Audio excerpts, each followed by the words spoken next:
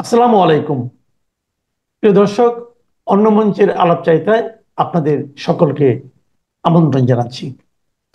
আজ আমাদের সঙ্গে কথা বলার জন্য আমন্ত্রিত অতিথি হিসেবে আছেন জানি পপের প্রতিষ্ঠাতা চেয়ারম্যান অধ্যাপক ডক্টর নাজমুল হাসান কলিমুল্লাহ। অধ্যাপক কলিমুল্লাহ, আপনাকে আমাদের অনুষ্ঠানে স্বাগত জানাচ্ছি। আশা করছি আপনি আমাকে শুনতে পাচ্ছেন। ধন্যবাদ। আপনাকে পরিষ্কার শুনতে পাচ্ছি। জনাব নাজমুল হাসান কলিমুল্লাহ, একটা প্রসঙ্গ নিয়ে আমি আপনার সঙ্গে যে প্রসঙ্গের কথা বলতে চাই, অনেকের কাছে এটা একটু সেন্সিটিভ মনে হতে পারে, কিন্তু আমরা লক্ষ্য করেছি আমাদের সীমান্তবর্তী রাষ্ট্র যে মিয়ানমারের যে এখানে ওই কর্নারে আপনার আরাকান যে আর্মি আছে তারা কিছু জায়গা দখল করেছে। এটা আমরা দেখেছি। তাদের সঙ্গে মিয়ানমারের যে জান্তা সরকার আছে তাদের সঙ্গে যে বিরোধ, সেই বিরোধে, এবং এটা তাদের ব্যাপার, এটা নিয়ে আমাদের কোনো বক্তব্য নেই। কিন্তু আমরা খুব উদ্বেগের সঙ্গে লক্ষ্য করলাম যে কদিন আগে তাদের একটা গ্রুপ আমাদের দেশের অভ্যন্তরে প্রায় 10 কিলোমিটার অভ্যন্তরে ঢুকে পড়েছিল এবং তারা এখানে নানা রকম আনন্দ উৎসব করে চলে গেছে। তারপর সেই দৃশ্য তারা আবার সামাজিক মাধ্যমে পোস্ট করেছে। এখন প্রশ্নটা হলো যে তারা আমাদের এখানে কি করে ঢুকলো, আমাদের সীমান্ত রক্ষী বাহিনী কি করলো আসলে। আবার অনেকে ভারতীয় পত্রপত্রিকা দেখলাম সেটাকে তারা ভিন্নভাবে উপস্থাপন করলো। এখন এই যে পুরো বিষয়টা, আমার ধারণায় সবই আপনি আমার চেয়ে অনেক ভালো জানেন। আপনি কিভাবে জানেন এবং আপনি কিভাবে মূল্যায়ন করেন, সেটা একটু আপনার কাছ থেকে শুনতে চাই। ধন্যবাদ।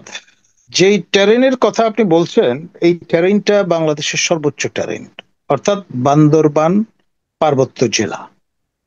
এই টেরেনে দীর্ঘদিন কাজ করবার, একটা সরজমিনে কাজ করবার অভিজ্ঞতা আমার এবং আমার পরিবারের আছে। আমার পিতৃদেব তিনি আপনার একটি ইনিশিয়েটিভ নিয়েছিলেন, যেটার নাম ছিল ম্রোচেট, ম্রো চ্যান চাপ ওংরাতিয়া, অর্থাৎ ম্রো জাতির আত্ম উন্নয়নের প্রচেষ্টা। বান্দরবানে এই যে আহ, পুরো জেলা এবং রাঙামাটির কিছু অংশ নিয়ে গঠিত বোমাং সার্কেল, অর্থাৎ বোমাং রাজার এলাকা। বোমাংরা বেসিক্যালি মারমা, সবচেয়ে বৃহৎ জনগোষ্ঠী এই অঞ্চলের। দ্বিতীয় বৃহত্তম জনগোষ্ঠী হচ্ছে ম্রো, যাদেরকে বাংলায় আমরা মুরং বলি, চিটং এর ভাষায় মুরিঙ্গা বলি। এখন এই মুরং বা ম্রো এবং তাদের নিকটতম গোষ্ঠী হচ্ছে খুমি, এই দুই জাতি নিয়ে ব্রোচেট কাজ করেছে দীর্ঘদিন ধরে। পুরো বান্দরবান জুড়ে 25টি প্রি প্রাইমারি স্কুল আমরা পরিচালনা করেছি অক্সফামের সহায়তায়। আমার পিতৃদেবের লোকান্তরের পরে আমি সভাপতি হিসেবে কাজ করেছি এবং তারপর এর উপদেষ্টায় রূপান্তরিত হয়েছি। ফলে আপনার এই যে বাজালিয়া বলে যে মৌজাটি আছে সাতকানিয়া চট্টগ্রামে, তার সেটা হচ্ছে সর্বশেষ প্রান্ত। তারপরেই কিন্তু সুয়ালক মৌজা শুরু। এই সুয়ালক মৌজায় আমাদের পক্ষ থেকে, পরিবারের পক্ষ থেকে রাবার বাগান করা হয়েছিল 25 একর জায়গা জুড়ে, এবং সেই কারণেও আমাদের একটা সংযোগ এই অঞ্চলের সঙ্গে ছিল। এখন আমাদের এই যে শিক্ষা প্রদানের যে প্রয়াস, তার মাধ্যমে অনেকেই শিক্ষিত হয়েছেন এই অঞ্চলে। এবং সংশ্লিষ্ট যে জায়গাটির কথা আপনি বলছেন সেটি থানসি। এই থানসির আপনার যিনি এনলাইটেন্ড চেয়ারম্যান ছিলেন, খামলাই ম্রো, তিনি আমাদের এই ম্রোচেটিরই একজন সদস্য। এবং এই উপজেলা বা এই অঞ্চলে এই জল উৎসব বা ওয়াটার ফেস্টিভ্যাল যেটি, সেটিতে আহ, আপনার এই আরাকান আর্মির সদস্যগণ বা ভলান্টিয়ারগণ তারা অংশগ্রহণ করেছিলেন। সেই ফুটেজই চারদিকে ছড়িয়ে পড়েছে এবং আমাদের সীমান্ত রক্ষী বাহিনী বিজিবির সদস্যদের নাকের ডগায় এই কাণ্ডগুলো হয়েছে। এবং প্রায় 10 কিলোমিটার দেশের অভ্যন্তরে। এখন ধরুন, আপনি যদি কারো চিকিৎসার প্রয়োজনে, জীবন রক্ষার প্রয়োজনে সীমান্ত অতিক্রম করেন বিনা পাসপোর্ট এবং ভিসাতে, তাহলে সেটা একটা কত বড় অপরাধ, সেটা কিন্তু আমরা আমাদের জাতীয় একজন ব্যক্তিত্ব, আমাদের যিনি আগে সিভিল সার্ভিসে ছিলেন, ম্যাজিস্ট্রেসি করেছেন, আহ, এবং বিএনপির একজন শীর্ষ নেতা, তিনি হঠাৎ আবিষ্কার করলেন যে তিনি ভারতের মেঘালয় রাজ্যে এসে উপনীত হয়েছেন সংজ্ঞাহীন অবস্থায়, এবং তিনি সম্প্রতি আবার যথেষ্ট সক্রিয় হয়েছেন, এই জন্য তাকে জেল জরিমানা অনেক কিছু মধ্য দিয়ে যেতে হয়েছে। আমি আর নাম বললাম না। এই একটি উদাহরণ দিয়ে বোঝা যায় যে কত বড় গর্হিত কাণ্ড ঘটেছে এই সীমান্ত অতিক্রমের ব্যাপারটি দিয়ে। এখন এমন হতে পারে আমরা as a matter of policy, দিদেন মাশরেকে পাকিস্তান যখন ছিল এই দেশ, তখন আপনার এই গুলশানি আমাদের অভিজাত এলাকা মাদানির সৃষ্টি, যিনি ডিআইটির চেয়ারম্যান ছিলেন, তার সৃজন করা এলাকা। এখানে আপনার লালডেঙ্গা এবং ফিজোর মতো আপনার আউটল ভারতের মিজোরাম এবং নাগাল্যান্ডের বিদ্রোহী গোষ্ঠীর নেতৃবৃন্দ তারা কিন্তু বসবাস করেছেন পাকিস্তান অথরিটির নাকের ডগায়। পরবর্তীতে পরেশ বড়ুয়ার কথাও আমরা কিন্তু শুনেছি। এবং একই ঘটনায় আপনার এই ট্রান্সকম গ্রুপের চেয়ারম্যান লতিফুর রহমানের কন্যা সাজনীন হত্যার কাণ্ডটিও ঘটেছে। একটার সঙ্গে একটা অনেক যোগসূত্র আছে, সেজন্য আমি বিষয়গুলো উল্লেখ করছি। আর পরবর্তীতে যখন শেখ হাসিনা ক্ষমতা নেয়ার পর ভারতের সঙ্গে শুভেচ্ছার নিদর্শন স্বরূপ যতগুলো জায়গায় আমাদের বৃহত্তর সিলেটে টিএনভি বলুন, উলফা বলুন, তাদের যে অ্যামুনেশন গুলো লুক্কায়িত ছিল সেগুলো কিন্তু ধরিয়ে দেওয়া হয়েছিল। এবং আপনার এই যে ধরিয়ে দেওয়ার যে ব্যাপারটা, তার মধ্য দিয়ে তারা ভালনারেবল ফিল করে। এবং একই রকম প্রক্রিয়া একটা পর্যায়ে আপনার লালডেঙ্গা কেন্দ্রীয় সরকারের সঙ্গে চুক্তিতে আবদ্ধ হতে বাধ্য হন, এবং যে ট্রুস বা চুক্তি বা অ্যাকর্ড, তার মধ্য দিয়ে প্রভিশন রেখে দেন যে কেন্দ্রীয় সরকার অনুমতি ছাড়াই মিজোরাম ইচ্ছা করলে প্রতিবেশী রাষ্ট্র মিয়ানমার এবং বাংলাদেশের সঙ্গে বাণিজ্য করতে পারবে। আর এই ল্যান্ডলকড এই যে স্টেট অফ মিজোরাম, মিজোরামের আপনার যিনি গভর্নর ছিলেন, তার যিনি সচিব ফালমুয়ানা, তিনি আমার সহপাঠী ছিলেন ইংল্যান্ডে। তার কাছ থেকেও ফ্রম হর্সেস মাউথ এই এলাকার খোঁজ খবরগুলো পেয়েছি। এবং আপনার এই টেরেইনে 2700 বছর আগে আসেরীয় আপনার যে পারসিকিউশন, তার সম্মুখীন হয়ে লেভেন্ট থেকে, অর্থাৎ ভূমধ্য সাগরের পূর্ব তীর থেকে ইসরায়েলাইটদের যে 12টি ট্রাইব বা গোত্র, তার মধ্যে 10টি হারিয়ে গিয়েছিল, লস্ট হয়ে গিয়েছিল। তার মধ্যে একটি এই বিশাল পথ অতিক্রম করে আপনার এসে থিতু হয়েছিল মিজোরাম এবং মণিপুরে 2700 বছর আগে। তারা বনি মানাসা, এই বনি মানাসাদের উত্তরসূরি যারা, তারা মিসেস গোল্ডা মায়ার যখন প্রাইম মিনিস্টার ছিলেন ইসরায়েলের, তখন তার কাছে চিঠি লেখেন দাবি করে যে তাদের অধিকার আছে ইসরায়েলের নাগরিকত্ব গ্রহণের, এই জন্যে যে তারা জু। তখন মিসেস গোল্ডা মেয়ার তাদের এই দাবি কতটুকু সত্যি সেটি যাচাই করবার জন্য ইসরায়েলের চিফ রেবাই, অর্থাৎ প্রধান ধর্মযাজক, যিনি ইহুদি ধর্মযাজক, তাকে আইজল, যেটি মিজোরামের রাজধানী, সেখানে পাঠিয়েছিলেন। এবং তিনি আপনার এই পুরো বৃত্তান্ত শুনে খোঁজ খবর নিয়ে ওল্ড টেস্টামেন্ট স্টোরির সঙ্গে, তওরার সঙ্গে মিল খুঁজে পেয়ে তাদের স্থানীয় যে উপাখ্যানের, তিনি ঘোষণা দিয়েছিলেন যে এরা জেনুইনলি বনি মানাসার উত্তরসূরি। এবং তার উপর ভিত্তি করে আলিয়া, যেটাকে বলে, অর্থাৎ ফিরে যাওয়া, সেই প্রক্রিয়াটি শুরু হয়। ভারত ন্যাচারালি খুব একটা কমফোর্টেবল ছিল না বিষয়টা নিয়ে, ফলে এরা দলে দলে কাঠমান্ডুতে গিয়ে হাজির হয়, নেপালের রাজধানী। এবং সেখানে লাজেমপাট এলাকায় ইসরায়েলের যে দূতাবাস আছে, তার মধ্য দিয়ে ইমিগ্রেশন ভিসা নিয়ে কাঠমান্ডু থেকে আল এল, ইসরায়েলের যে জাতীয় পতাকাবাহী বিমান, তাতে করে তারা গিয়ে তেল আভিভে উপনীত হয়। এবং বেন গুরিয়ন এয়ারপোর্টে তারা ইমিগ্রেশনের ব্যবস্থা হয়। এইরকম ভাবে প্রায় 12,000 মিজো যখন চলে যান। এখন ইসরায়েলের সমস্যা হলো ইসরায়েলের কিন্তু স্ট্র্যাটেজিক ডেপথ নাই, কত বেশি লোক তারা অ্যাবজর্ভ করবে। তো ফলে তারা সেখানে ক্ষান্ত দেয়। এবং ইতনা বছরে এই সময় মধ্যে ইসরায়েল ডিফেন্স ফোর্সে মেজররা যোগ দেয় এবং লেফটেন্যান্ট কর্নেল পর্যন্ত র্যাঙ্কে উপনীত হতে সমর্থ হয়। এবং আমরা একটু আরাকান প্রসঙ্গে এই এলাকাটা যদি আসি, আমরা ডিটেইলে না না গেলে এই যে হয়তো আমরা বর্তমান খেয়ে হারিয়ে কমপ্লেক্স ফেলবো। সিচুয়েশনটা, এর সঙ্গে কিন্তু জি এটা যোগসূত্র আছে, সেজন্য আমি বলছি। জি। এমনি এমনি বলছি না, কারণ এটা যদি আপনি না ধরতে পারেন তাহলে এটার স্বরূপ কতদূর পর্যন্ত বিস্তৃত সেটা কিন্তু বোঝা যাবে না। আচ্ছা ঠিক আছে, আপনি সুবিধা একটু নেই। সংক্ষেপে বলে ভালো হয় আর কি। হ্যাঁ। জি, আমি যেটা বলছি, জি। আপনার এই যে গোষ্ঠী, তার হাত ধরে আপনার দ্বিতীয় ইসরায়েল গঠনের একটি ও, পরিকল্পনা আছে এই অঞ্চলে, রিড্রয়িং অফ দ্য এই ম্যাপ। অঞ্চলে? জি, সেজন্যই আমার এই বক্তব্য হাজির করা। আপনি খেয়াল করেন, এই যে সম্প্রতি যে গাজা মাস চার্চ আমরা করছি না ঢাকায় বিপুল জি জি উৎসাহে, জি জি এই জি গাজাতে যে আমাদের ফিলিস্তিনিদের নিধনের কাজটি যেটি হয়েছে, সেখানে গুরুত্বপূর্ণ ভূমিকা পালন করেছে ভারত থেকে, মিজোরাম থেকে, মণিপুর থেকে যাওয়া মানাসা কনস্ক্রিপ্টরা।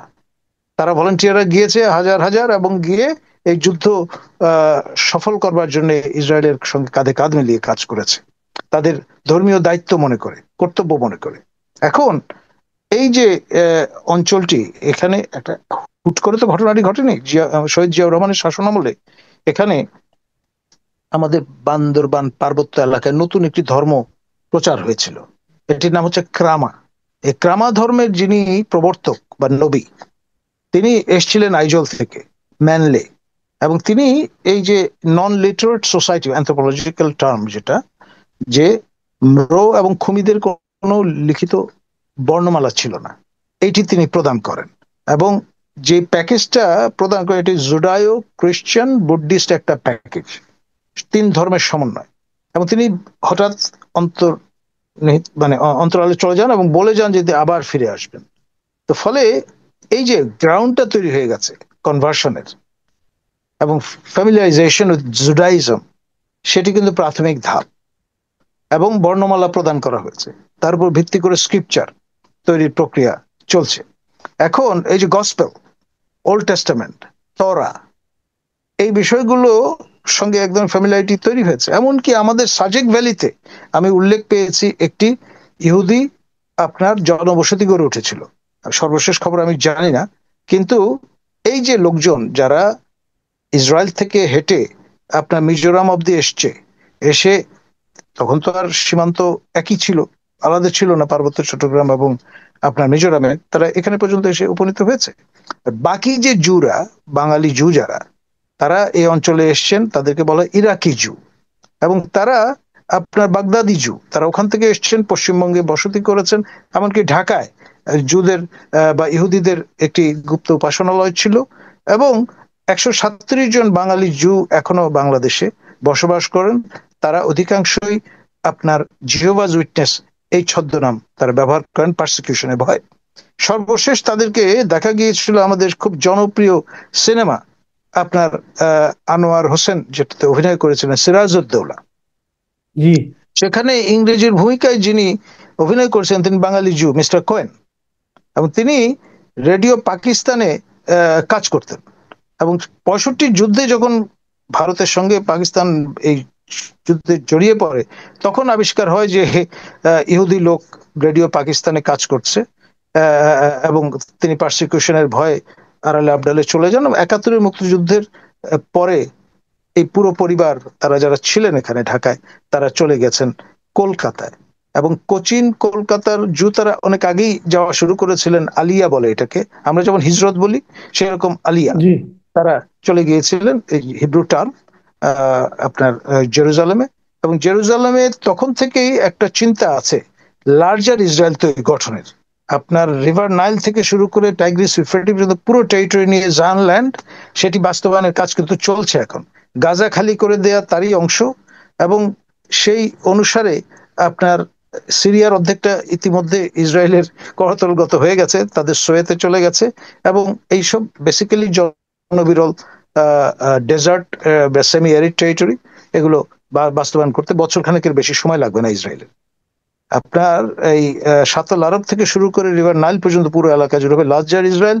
এবং তাতেই হয়তো তারা ক্ষান্ত হবে না, নতুন আরেকটা জুইশ স্টেট আমাদের এখানটায়, আমাদের প্রান্তে গঠনের চেষ্টা চলছে। এবং সেখানে হয়তো মণিপুরের কিয়দংশ, মিজোরাম এবং আমাদের পার্বত্য বান্দরবান, কক্সবাজার এবং চীন ও রাখাইন প্রভিন্স নিয়ে যে তাহলে আপনি টেরিটরি। যে কথাটা বললেন যে আমাদের এই এলাকায় একটা নতুন মানে আপনার ইহুদি রাষ্ট্র গড়ার যে আপনার মানে আপনি ষড়যন্ত্র আমি দেখছেন, প্রথম না, আমি ষড়যন্ত্র বলছি না, এটা কিন্তু একটা পরিকল্পনার অংশ।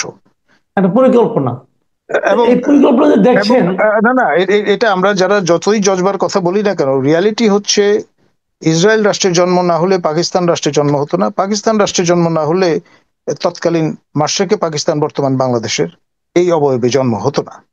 এবং এটি নিয়ে ডিটেইল একাডেমিক কাজ আছে।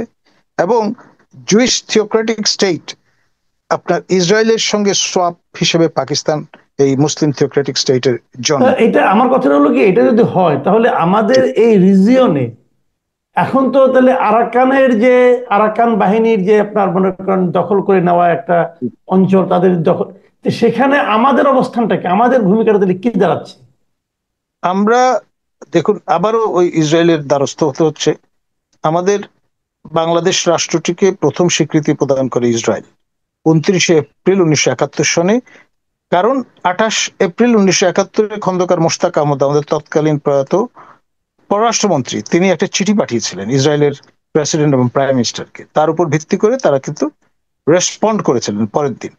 এবং এটি খন্দকার মোশতাক সৈয়দ নজরুল, যিনি অস্থায়ী রাষ্ট্রপতি ছিলেন, তার নির্দেশে লেখা আছে। খন্দকার মোশতাকের স্বাক্ষর করা সেই চিঠির কপি আমার কাছে আছে, তিনি পাঠিয়েছিলেন সেটি। এবং তার উপর ভিত্তি করে ইসরায়েল স্বীকৃতি প্রদান করে। লিবারেশনের পরে দ্বিতীয়বারের মতো 72 সনে আবার ইসরায়েল আমাদেরকে স্বীকার করে নেয়, কিন্তু আমরা রেসিপ্রোকেট করিনি। এটা এমন একটা হেরিং, রেড হেরিং এর মতো, সেটা নিয়ে এখন আমরা ভুগছি। কদিন আগে আমাদের ই পাসপোর্ট থেকে অ্যাকসেপ্ট ইসরায়েল এটি আবার প্রযুক্ত করা হয়েছে এই আপনার রুব্রিকটি। এখন এদিকে যে বিষয়টা, আপনি গ্লোবালি খুব সরল অঙ্কে যদি আমরা বলি, পৃথিবীর সবচাইতে শক্তিশালী রাষ্ট্র মার্কিন যুক্তরাষ্ট্র।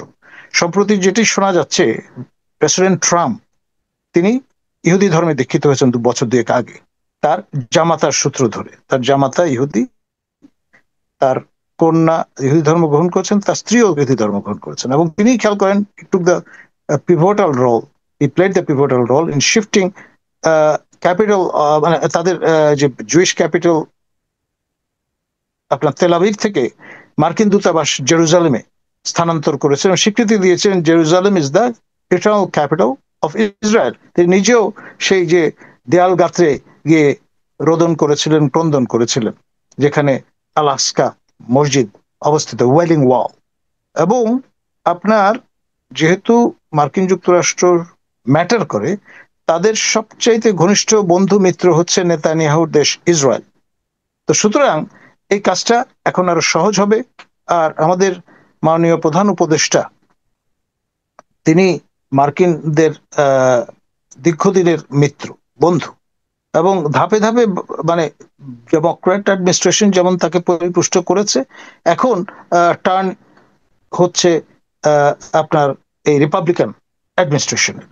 এবং ডেফিনেটলি 3-3বার মার্কিন যুক্তরাষ্ট্র আমাদের সরকারকে অনুরোধ করেছে ইসরায়েলের সঙ্গে নর্মালাইজ করবার জন্য রিলেশন, আমরা কিন্তু বিভিন্ন কারণে করিনি। এবং ইসরায়েলের ত্রাণ সামগ্রী আমরা গ্রহণ করেছিলাম গত কেয়ারটেকার গভর্নমেন্টের সময়, সিডরের পরপর ইসরায়েলের মাধ্যমে ভিয়া আপনার এই টার্কিশ রেড ক্রিসেন্ট সোসাইটি আমাদের এখানে সেই ত্রাণ সামগ্রী এসে পৌঁছেছে। এবং 1 সপ্তাহের মধ্যে তা বিপণন করেছে বরিশাল ডিভিশন। এবং সেটার বয়ানটা আমরা তৎকালীন খুব জনপ্রিয় 2 পৃষ্ঠার পত্রিকা 2 টাকায় পাওয়া যেত, আমাদের সময় নাইমুল ইসলাম খান সম্পাদিত, সেখানে এই বয়ানটি প্রকাশিত হয়েছিল। তো ফলে আমি কোনো রেফারেন্স ছাড়া কথা কিন্তু বলছি না। না আমার তাহলে কি দাঁড়ালো, আমি আমি এখন যদি আপনি একটা কনক্লুশনে আসতে চাই, তাহলে এখন যেটা ঘটলো, এই যে জি আরাকান আর্মি যে আমাদের এখানে আসছে জি যাচ্ছে, জি এবং এমনটাও বলা হচ্ছে যে আরাকান আর্মির সঙ্গে মিয়ানমারের জান্তার যে যুদ্ধ, সেই জি যুদ্ধে কি তাহলে আমরা কোনো পক্ষাবলম্বন করছি? আমাদের অবস্থানটা তাহলে কি দাঁড়াচ্ছে? ইন এ ওয়ে আমরা যেটা করবো, আমরা ফ্যাসিলিটেট করছি। ইন এ ওয়ে আমরা তাদের টলারেট করছি। আমরা ইতিমধ্যে একটা অ্যারেঞ্জমেন্টে আসার চেষ্টা করছি। 80,000 রোহিঙ্গাকে আপনার ফিরে যাওয়ার ক্ষেত্রে সহায়তা করতে, এবং এরা হবে কিন্তু আসলে আপনার আরাকান আর্মির সঙ্গে কাঁধে কাঁধ মিলিয়ে যুদ্ধ করার জন্য প্রস্তুতি নিয়ে তারা যাবে, আপনার with proper training, arms and ammunition. আমরা উত্তেক্তির ঢেকুর তুলবো এই ভেবে যে শেষ পর্যন্ত প্রত্যাবাসন শুরু হলো, কিন্তু তারা বেসিক্যালি কিন্তু যুদ্ধ করার জন্য যাবে in a way cannon fodder হিসেবে, ফ্রন্ট লাইনে থাকবে এবং জুনতা বাহিনী যেটা তাদের সঙ্গে এই যুদ্ধে শরিক হবে। এবং চারটি যে আপনার আরাকান মানে এতে কি আমাদের কোনো লাভ হবে, নাকি আমরা একটা বড় ঝামেলায় জড়িয়ে যাওয়ার আশঙ্কার মধ্যে পড়ে যাব? বিষয় যেটি সেটি হচ্ছে এই রেজিম, বর্তমান রেজিম যেটি ক্ষমতায় আছে তাদের প্রলঙ্গেশনের জন্যই, তাদের ক্ষমতায় থাকার প্রয়োজনে এবং সেফ এক্সিট খুঁজে পাওয়ার প্রয়োজনে তাদের ফ্যাসিলিটেট করা ছাড়া কোনো গত্যন্তর নেই। আপনি যে অন দ্য গ্রাউন্ড যে বিষয়গুলো দেখছেন, আপনার আমাদের মাননীয় প্রধান উপদেষ্টা তিনি বর্তমানে কাতারে অবস্থান করছেন, এবং তার কাতার যাত্রার প্রাককালে 15 এবং 16 তারিখে দুটি মার্কিন প্রতিনিধি দল এসেছিল এখানে। তার মধ্যে দ্বিতীয় যে দলটি ছিল সেই দলে মিয়ানমারে নিযুক্ত সাজেদ অ্যাফেয়ার, যিনি মার্কিন যুক্তরাষ্ট্রে, তিনি কিন্তু এই দলে অন্তর্ভুক্ত ছিলেন। 10-12 জন লজিস্টিক সাপোর্ট স্টাফও তাদের সঙ্গে ছিল। এবং শিলখালি বলে যে আমাদের আর্টিলারি রেঞ্জ আছে টেকনাফের উত্তরে, এখানে একটা সাপ্লাই আপনার বেস তৈরির প্রক্রিয়া শুরু হয়েছে বলে আমরা জেনেছি। এবং আপনার সেখান থেকে সীমান্ত খুব দূরে নয় আপনার, এবং থ্রু আপনার ম্যারিটাইম বাউন্ডারি ক্রস করে কিন্তু আপনার উপকরণ পৌঁছানোর চেষ্টা করা যায়। এখন আচ্ছা, আমি যদি সমস্যাটা আরেকটা বাড়বে প্রশ্ন অন্য করে দিই জায়গায়। আপনাকে, এটা শেষ প্রশ্নটা করি। জি বলুন। আপনি আমাকে পুরো জিনিসটা এখন আপনার আমাকে আমাকে একটু ক্লিয়ার করেন। আপনি যে বলছেন যে এই রিজিয়নে একটা নতুন ইসরায়েলের মতো একটা নতুন ইহুদি রাষ্ট্র গড়ে তোলার একটা আপনি সম্ভাবনা দেখছেন, একটা টু পরিকল্পনা স্টার্ট দেখছেন। উইথ খ্রিস্টান মেজরিটি, বাট জুইশ এলিমেন্টও সেখানে থাকবে আলটিমেটলি। ওই যে আপনার প্রক্রিয়া কনভার্সনের মধ্য দিয়ে এটা আপনার আপনার কোন রিজিয়নটা হবে, কোন এলাকাটা, কোন এলাকা, বর্তমানে কোন এলাকা জুড়ে হতে পারে? সম্ভাব্য এলাকা যেটি সেটি হচ্ছে আমাদের বান্দরবান, আমাদের কক্সবাজার, কারণ সি অ্যাক্সেস লাগবে, আবার রাখাইনের কিয়দংশ, আপনার চীনের কিয়দংশ, এবং যদি ভারতে বিভাজন ঘটে তাহলে মিজোরাম এবং মণিপুরের কিয়দংশ, এই অঞ্চল মিলে। তো এই জিনিসটা কি, এই এই যে এতগুলি রাষ্ট্র বলেন আপনি, অনেকগুলি রাষ্ট্র তো জড়িত আছে। আরাকান আছে, তারপরে আপনার ভারত আছে, চীন আছে, বাংলাদেশ আছে। এই রাষ্ট্রগুলি কি এই জিনিসটাকে মানে এই মেনে নেবে, অথবা এরকম কোনো কি ভিত্তি কি আছে বলে মনে হয় আপনার? এটা কিন্তু আমরা বিগত সরকারের প্রধানমন্ত্রীর কণ্ঠ কিন্তু একবার শুনেছিলাম, এই ধরনের একটা মানে কথা উনি বলেছিলেন, তিনি উচ্চারণ করেছিলেন। খ্রিস্টান রাষ্ট্রের কথা বলেছিলেন, হ্যাঁ। আর বারংবার আমাদের বলবার চেষ্টা করছিলেন যে এই আমাদের সেন্ট মার্টিন আইল্যান্ড সেটা নিয়ে, যেটার জি। আসলে কোনো ভিত্তি নেই, ফিজিবল না, ড্রাফট নেই তাহলে এখন যে আমাদের আপনার সেন্ট মার্টিনে আপনার দর্শনার্থীদের গমন এবং ভ্রমণে এক ধরনের আপনার নিয়ন্ত্রণ তৈরি করা হয়েছে, এটা কি ওই ঘটনার সঙ্গে কোনোভাবে সম্পর্কিত, ওই পরিকল্পনার দেখুন সঙ্গে? আপনার হিস্টোরিক্যালি এই ফেনী নদী যেটা, এই শুভপুর ব্রিজ, ওখান থেকে শুরু করে নাফ এস্টুয়ারি, এই পুরো এলাকাটা টেরিটরিটা হচ্ছে উত্তর আরাকান, আর বিয়ন্ড নাফ হচ্ছে দক্ষিণ আরাকান। একই কালচার, ঐতিহাসিকভাবে এক মেলবন্ধনের গোষ্ঠীর বসবাস এখানে। এখন ধরুন যারা আসছে রোহিঙ্গারা, তারা যদি না যায়, এখানে থুতু হয়, এবং এই সূত্র ধরে আরাকান আর্মি যদি ক্লেম করা শুরু করে যে আমাদের হিত রাজ্য বা আমাদের পুরনো এলাকা, যেটি শায়েস্তা খান জয় করেছিলেন এবং নাম দিয়েছিলেন ইসলামাবাদ, এই উত্তর আরাকান, ফলে তার মধ্য দিয়ে যেই ক্লেম কাউন্টার ক্লেম, আপনার ওগাডেনে যে যুদ্ধ আমরা প্রত্যক্ষ করেছিলাম সোমালিয়াতে, ইথিওপিয়া আর সোমালিয়ার মধ্যে, ইথিওপিয়ার অভ্যন্তরে, সেরকম একটা হটবেড হয়ে যেতে পারে এখানে। আর আপনার বিয়ন্ড দ্য ফ্রন্ট লাইন বলে ট্রিট করা হতো পাকিস্তানকে সেই যুদ্ধের সময়, আফগানে যখন আফগানিস্তানে সোভিয়েত ইনভেশন হয়েছিল। তা আমরা এখানে হয়তো সেরকম একটা ভূমিকা পালন করতে চলেছি। জি। অনেক ধন্যবাদ জনাব নাজমুল হাসান কলিমুল্লাহ। আপনি আসলে অনেকগুলো বিষয় বললেন, যার বিষয়ে যে ব্যাপারে হয়তো আমার ধারণা আমাদের দর্শকদের, food for thought, food for thought. হ্যাঁ আমার মনে হয় আমাদের দর্শকদের অনেকে এই বিষয়গুলি সম্পর্কে অতটা ওয়াকিবহাল ছিলেন না, অথবা অনেকের মধ্যে নতুন চিন্তার হয়তো জন্ম দেবে এই বিষয়গুলো।